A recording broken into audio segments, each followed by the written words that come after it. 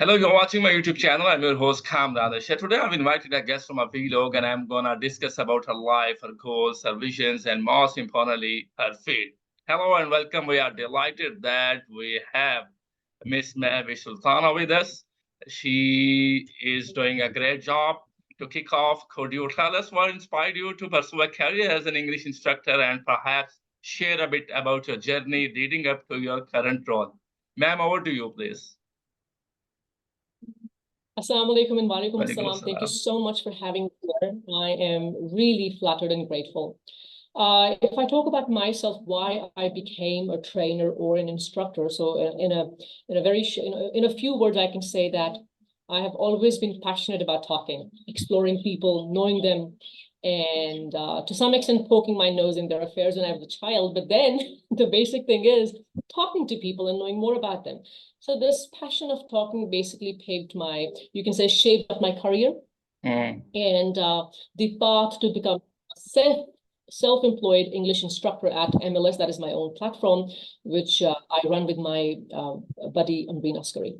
And again, it was fueled by a passion for empowering individuals through language, communication skills.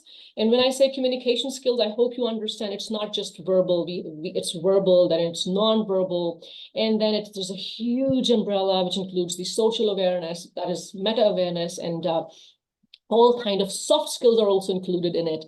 So basically inspired by the, you can say, transformative work of educationists like Ken Robinson, and then there's Matt, and there's so many people, Charles, who advocated for personalized and creative learning experiences. So I sought to create a dynamic space where learners could thrive, where they could talk their heart out, where they could, where I can teach them how to talk, what to say, what you want to say, and how to, if I could help them deliver their message with the same, you can say, the same sense that they're trying to come up with.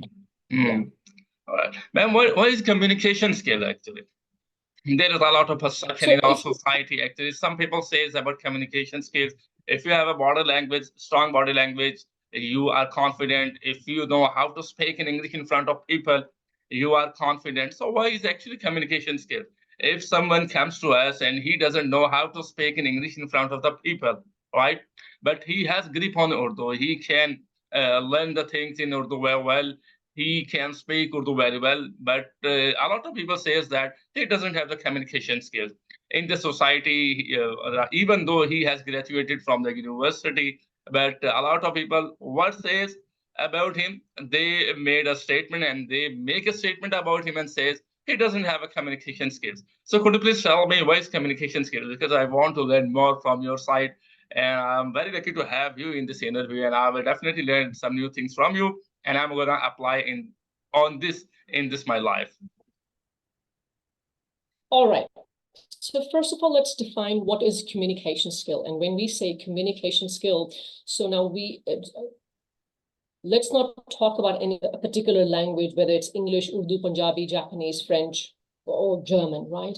Communication skill means that how to talk, how to say what you want to say. Public speaking is when you're talking to public, when there are people around you, in front of you, and you're talking to them, that communication becomes public speaking. If you're communicating to one person or more than one, it is communication, right? Public speaking means talking to public. So both domains okay.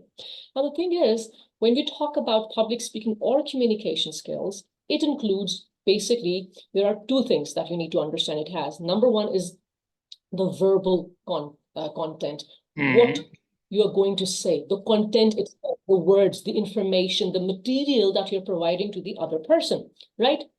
And then it is greatly supported with the non-verbal language, which includes your body language, your eye contact, the rise and fall of your tone. It's called, people also call it 3 V's. It is the visual that includes facial expressions, how you walk, how you're standing, how confident you are, your chin up, your shoulders looping or drooping, your body Am language I looking confident or not?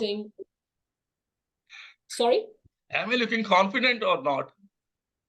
You look very much confident. Yes, you Okay, do thank look you very confident. much. Of course, Thank God. confident. Thank God. And Yes, please.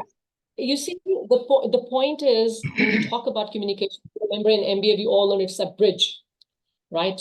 That the other person should understand what you have said, whether it is done with the help of verbal, that is the words that you're communicating, or with non-verbal, that is eyes, the stress pattern, and so many things, the clues and cues you give, so the other person understands your true perspective, the essence of your message. Now, the point is, why still people have content, they have information, and yet, as you said, people say the person is not confident, doesn't have communication skill, doesn't have what it takes to communicate things, is because, number one, he is scared of being judged. He has the information, but he is scared of being judged. The other person knows maybe more than me. He or she is assuming this thing, or he assumes that what I have to tell is maybe incorrect. He doesn't have command over what he is saying.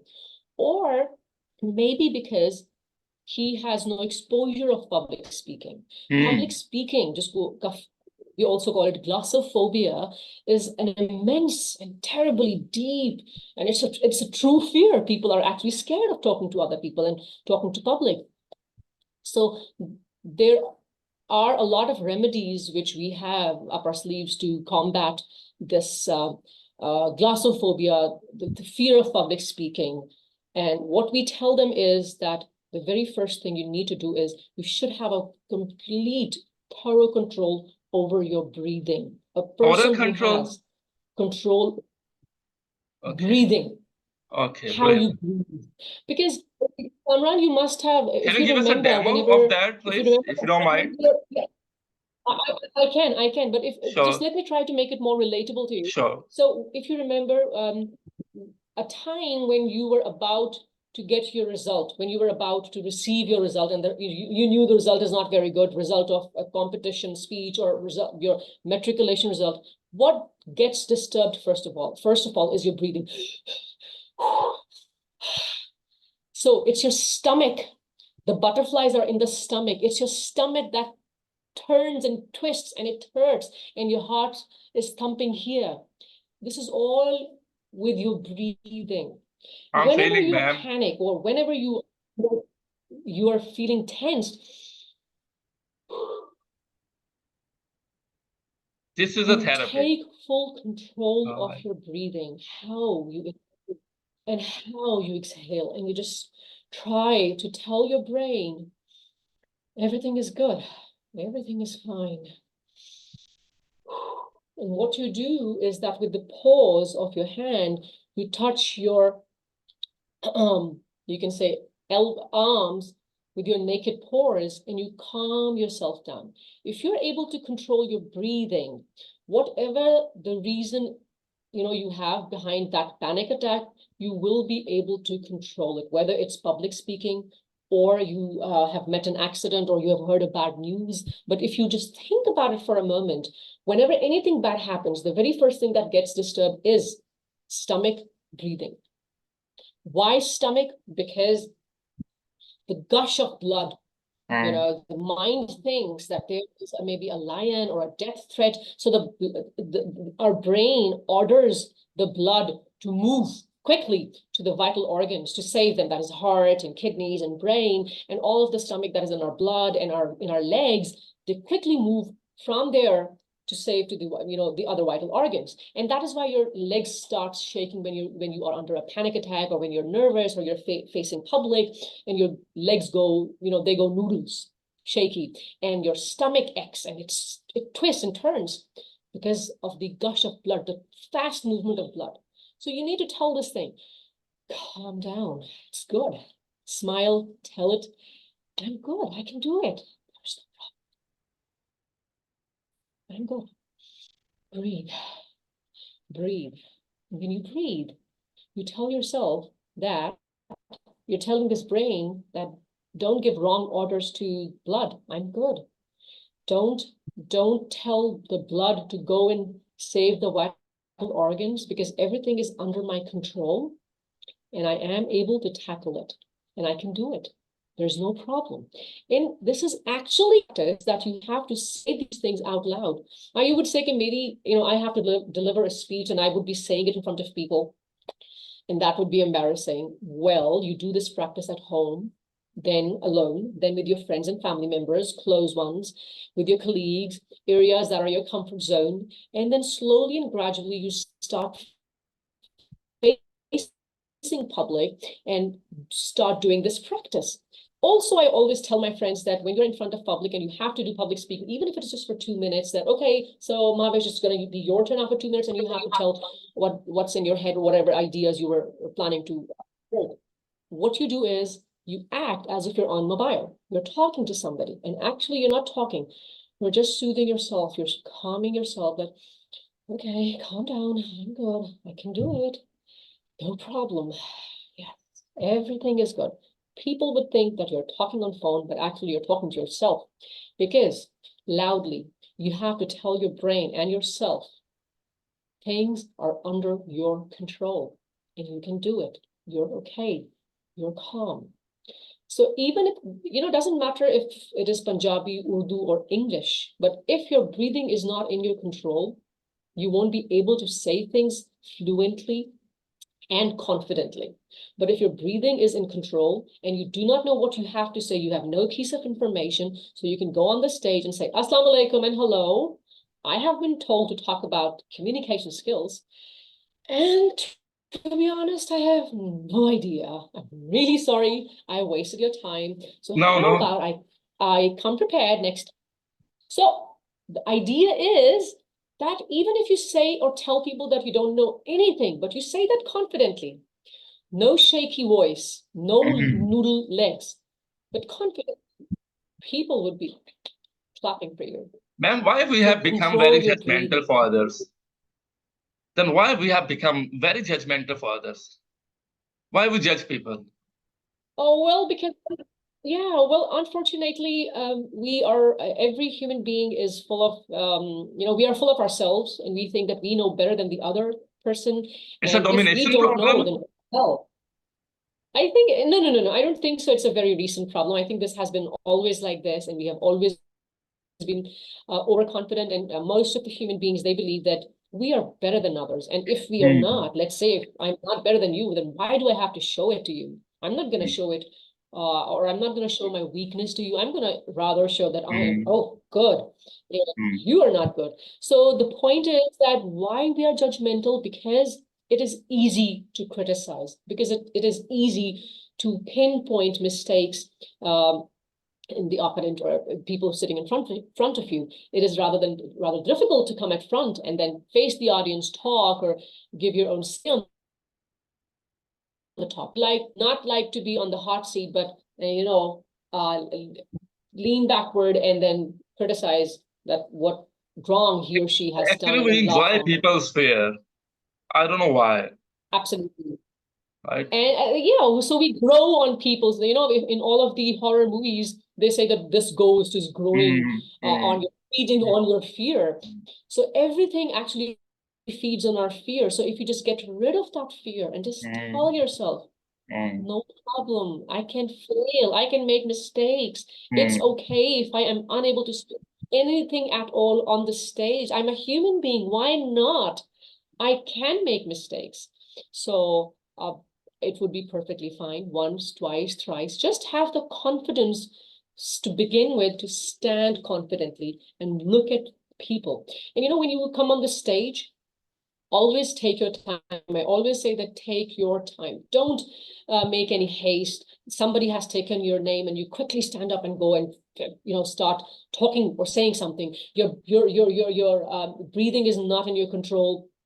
And then you will just shiver. The legs would be shivering, and your hands would just show that you're not confident, and your voice would be breaking. Instead, if has been taken and I have to face the audience, I'm going to give some time to myself. I'm going to be slow in my movement. I'm going to stand up gracefully. I'm going to walk slowly towards the stage or towards the mic or wherever I have to come. And then why I'm doing that, I'm going to come and stand on the stage. I'm going to breathe, this hand movement, and look at the people and smile, and few of them will smile back, and that will give me confidence. And why I rose from my seat slowly and I walked slowly towards the stage, because I'm breathing. Because in my mind, I'm telling myself, yes, you got it. Yes, it's okay. I'll just simply say, I don't know. I have no idea at the moment. But these two sentences, I'm going to say slowly. So I'm buying time. I'm trying to calm myself down. I'm getting hold of myself, and I am basically trying to control my breathing. That's the trick. Just control your breathing. That's it. So you Great, just ma'am. simply say, sorry, Great. no idea. Great, ma'am. Thank you very much. All right. What led you to pursue a career as a self-employed English instructor at multi-dimensional learning system? Multidimensional. Oh, I mean, yeah, it's multi-dimensional system. So I told you earlier, so the idea basically was to enable people, because I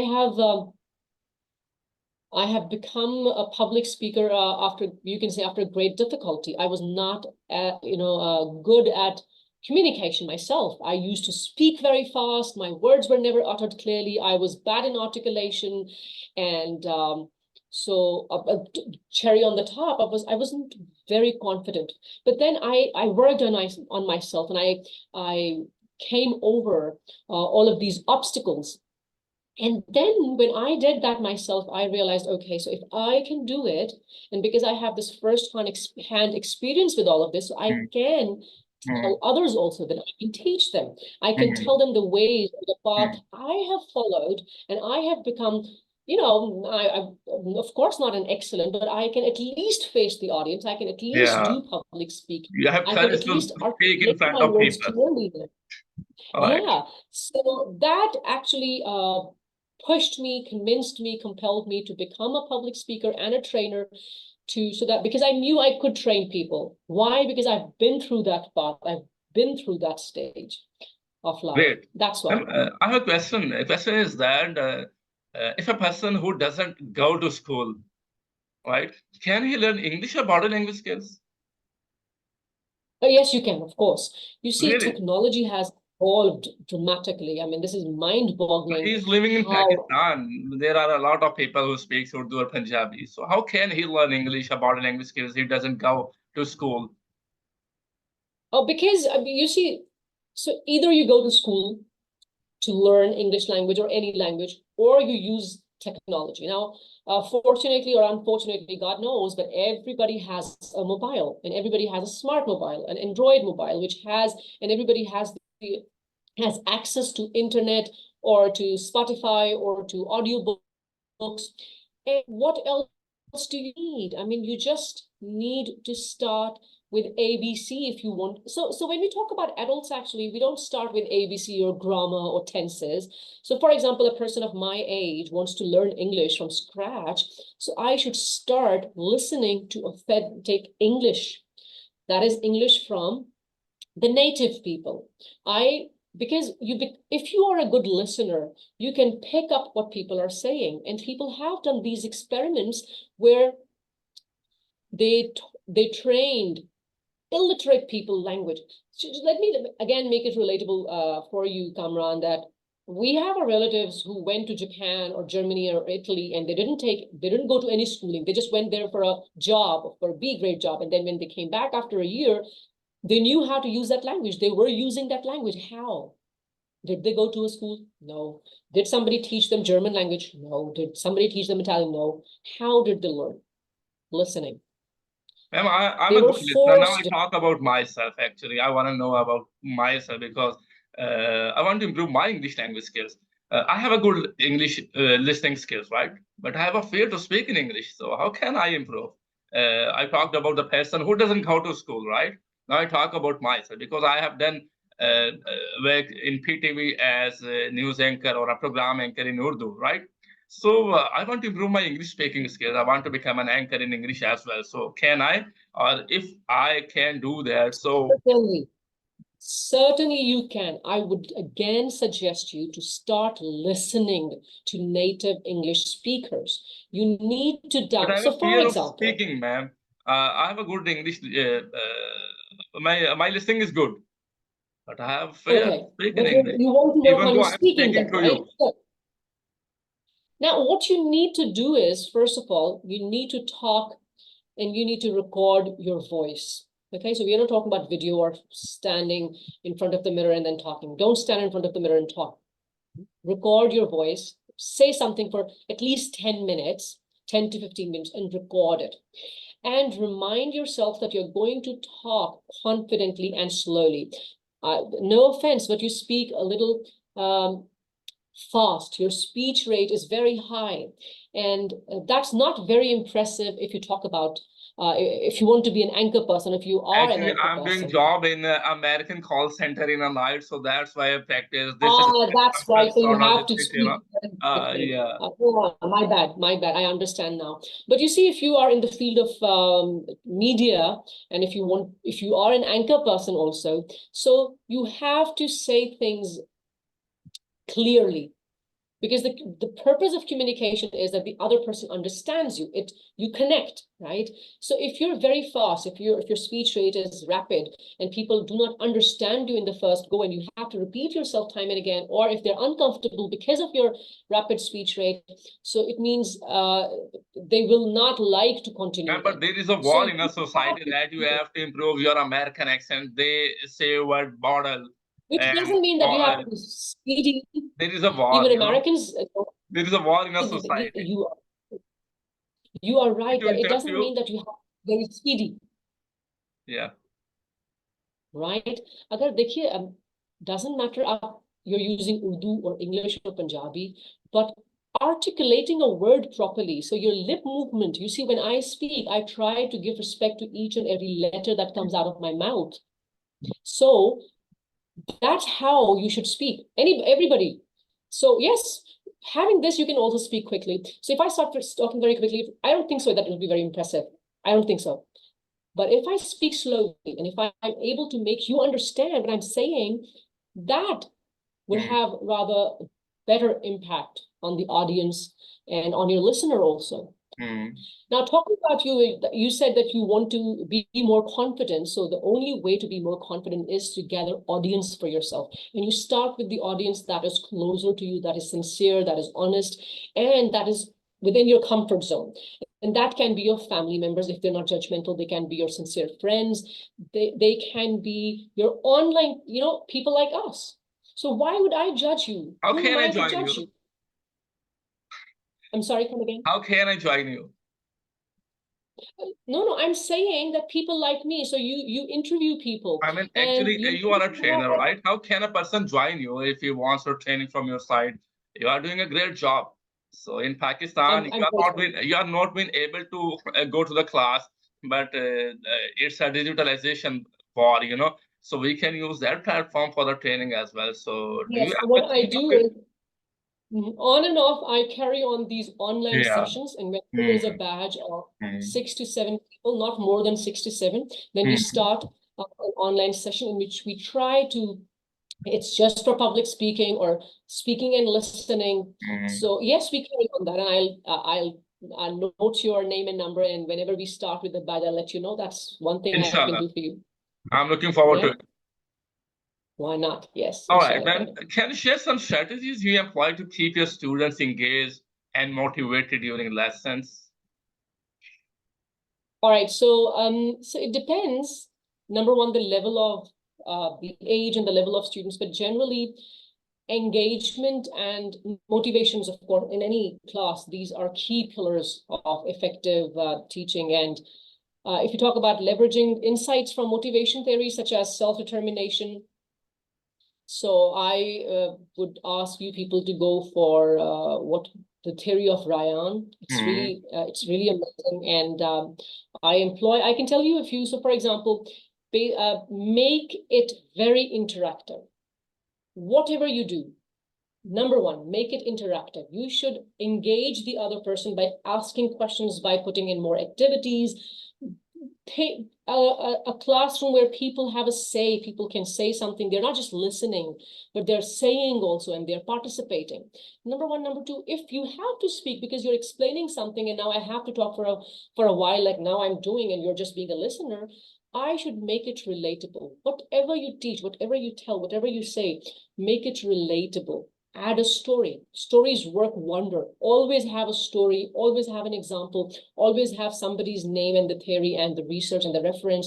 And with that, when you tell things to people, it's easier for them to remember because they can make connect. Ah, that one, yes, yes, yes. And then they can understand better. So while you're teaching, whichever subject, you know, science, Urdu, English, have stories. So let me give you an example for that, how stories work.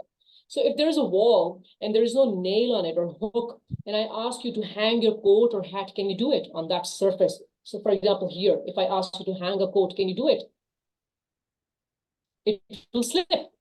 No. But if there's a hook, yeah. if I ask you to hang there, yes, now it can be hanged. Yeah. Same is the case with when you're teaching something. When you tell stories, when you tell incidents, when you relate it with something, people get that hook, and that memory, that learning is hooked to that story. And then it becomes easier for them to remember it. So one thing that I always do is to add stories. I try to create a link between that learning and that person's experience or real life, and it's easier. Then you should have inclusive participation. Everybody's opinion and everybody's say has to be valued. Me talking only or the trainer, teacher talking only wouldn't work. And last but not the least, I'll again go back to you, and that is when you said, "Ki main kya karu? What should I do if I want to be a confident speaker or a listener?" So what happens is that we try that students should own their learning. Now, how would that happen? So if I have to teach a certain tense or a set of vocabulary or a sentence structure, so I would appreciate if the students bring articles or stories of their interest. It can be a video, it can be a poem, it can be a song. So I'm going to tell them that, how about tomorrow you bring what interests you. So if somebody is a car enthusiast and they would bring an article about sports car, and somebody is music enthusiast and would like to bring the history of Noor Jahan, that's okay, but it has to be in English. And then I allow them to read and discuss what they have to say. Instead of me choosing an article and telling everybody, okay, all of you read this article and then we're going to discuss. So you have your interest, she has her interest, and we all listen to each other. And then from your articles, I pick up vocabulary, I pick up the sentence structure that is the target language, the target vocabulary, the target sentence structure. And in this way, they would own their learning, because now it is closer to their heart. It's what they're passionate about. So it will be easier for them to understand it, remember it, and they would be more interested in learning in this way. So personalizing, we can also call it personalizing the learning path. So it's very helpful. Now I'm thinking about myself that I've wasted my time, but now I'm not gonna do that in life. And thank you so much for joining us today. It was wonderful having you here and learning from your experiences. Before we wrap up, is there anything you would like to share with our audience, or any message you would like to leave them with? Yes, there is something very, very important that I would like to say, and that I'm going to try to make it very, very quick. If you want to be a good speaker, again, Urdu, English, Punjabi, any language, before becoming a good speaker, be a good listener. Just first of all, that's the foremost thing.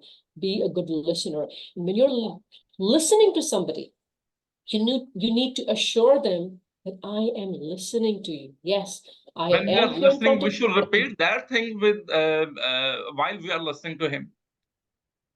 Okay, so how to prove that I am a good listener or I am listening to you, Kamran?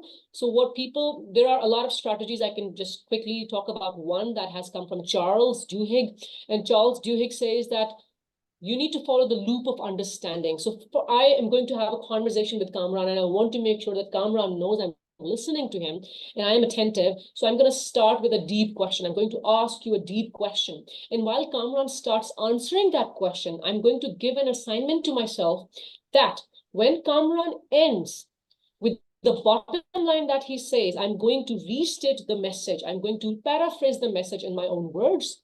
And then I'm going to ask Kamran that, is this what you said?